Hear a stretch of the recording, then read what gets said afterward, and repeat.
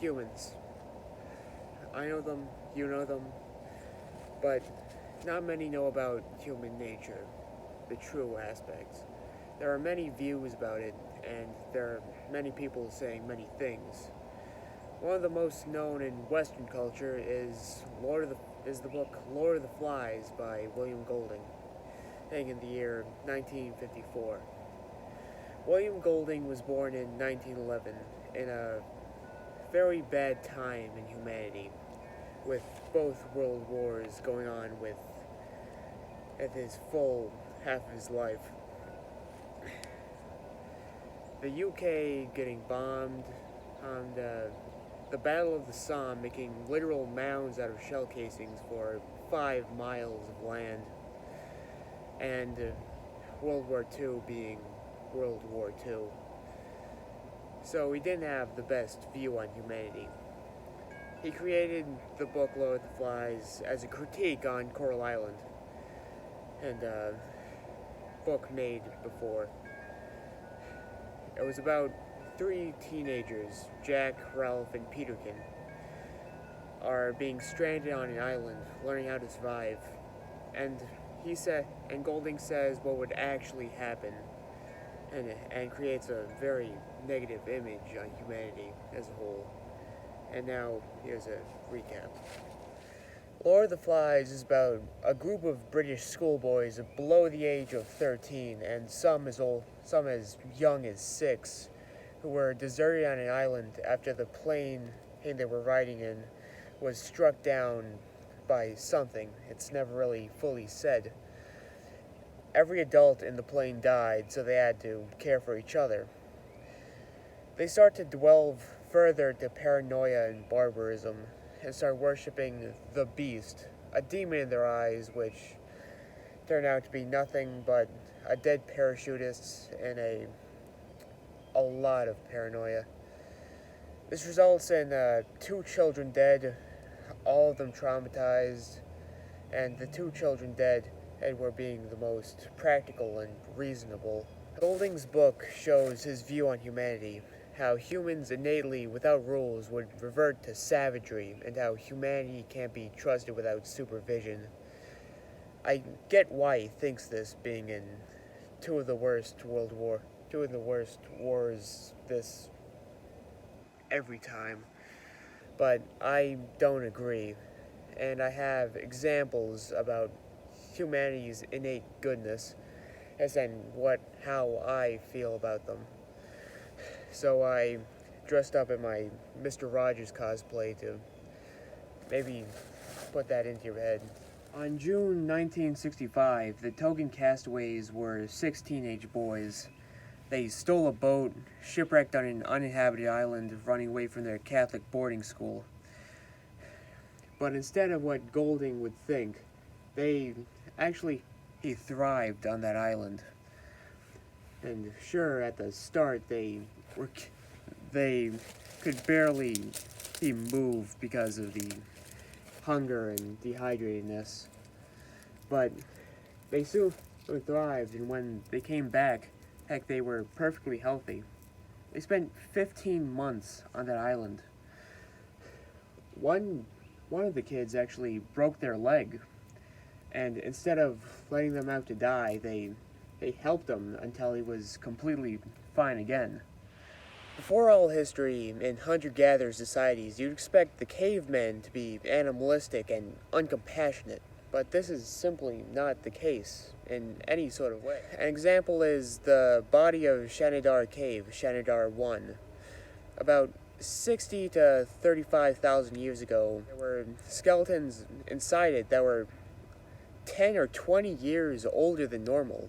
The average rate for cavemen were 30 years. They lived to 50, 60. Sanidar 1, the first skeleton, was not only very old, but also very disabled. He had a skull fracture which caused him to be blind, withered arms and legs so he couldn't run or hunt. He was deaf as well. Even though he was basically useless in a practical sense, the family must have cleaned, loved, and taken care of him, out of pure love for the man he represents, he could have been an uncle, a father, or a grandfather. And even though he couldn't hunt for anything, he was still there. About 10,000 years ago in Italy, a boy called Romeo II lived to be about 17 to 20 years old in a hunter-gatherer lifestyle. In a practical sense, he would have been completely a burden, but he wasn't left behind, not at all.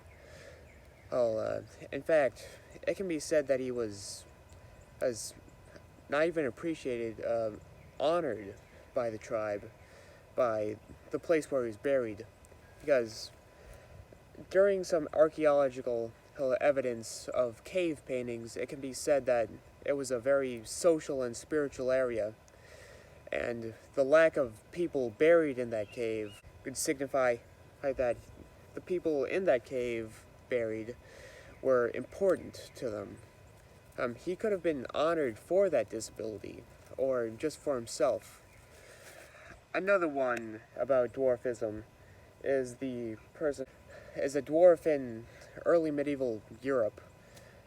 But he was buried in a regular coffin, in a regular tombstone. He wasn't hated or adored for that. He was simply a member of society. He was just another person. It didn't care that he that he had a disability. They loved him either way. Hey, they hated him either way. Hey, he was just a guy. Many people talk about the bad of humanity every chance they get, and using this as a sign that we're a scourge on the earth, and some say that the universe is so large that we are merely a speck, a little piece of dust. I don't subscribe to that notion, but I used to for a short period, and I don't want to get back to there. It was the start of the school year, the second Thursday. Hey, I was so filled up with sadness as that for the entire lunch period where I was supposed to eat, I just sat down on the stairs and cried for about 45 minutes. And my thoughts in that had repeated over and over about what are the people before me going to think of me?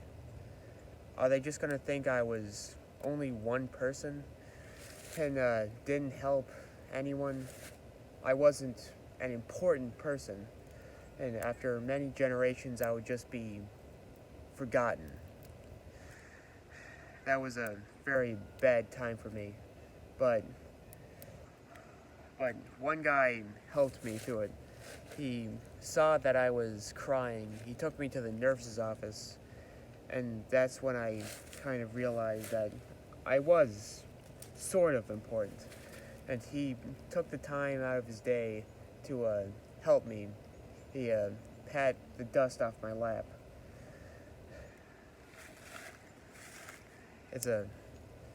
I don't know who that guy is anymore.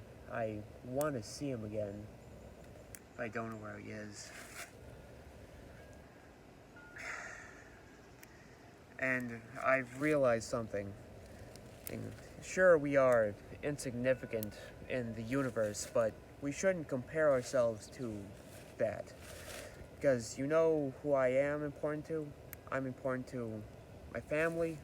I'm important to my community. I'm important to my friends. I hopefully can be important to a girl. And I'm important to myself. You shouldn't compare yourself to another person. You should compare yourself to yourself.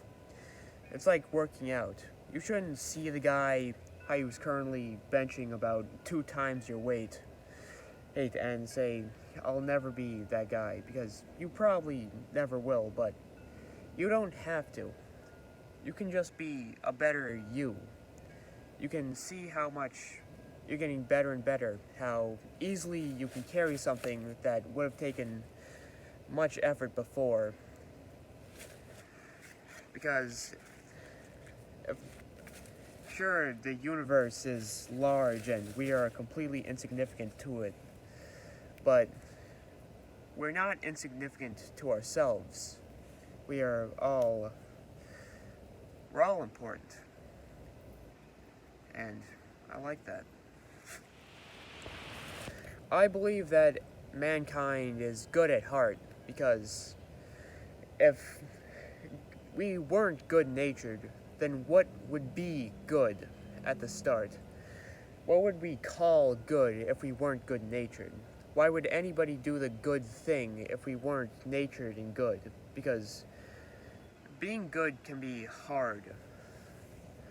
Very hard. Using your own sweat and blood and tears for only somebody else, not for yourself.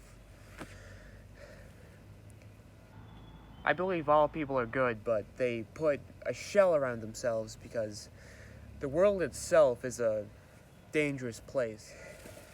If you don't create at least a little shell around yourself, you would starve because you keep giving all your food to somebody else, never to yourself.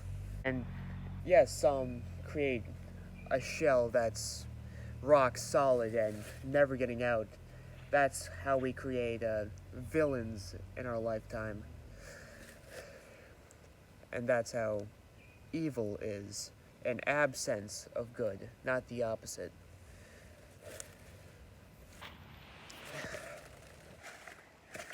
This is my first video essay, so be a little compassionate. I've created many videos, but none of them deep as this. Or maybe my deep is shallow to you. If you want a better explanation of the things I'm seeing, I'd like you to read Humankind, A Hopeful History by Rutger Bregman. I haven't fully read the book, but it has many other stories pertaining to the views that I'm currently trying to show you. Humankind's odd, and we might not know the full reasoning, but it doesn't hurt to be a little positive in life. Goodbye.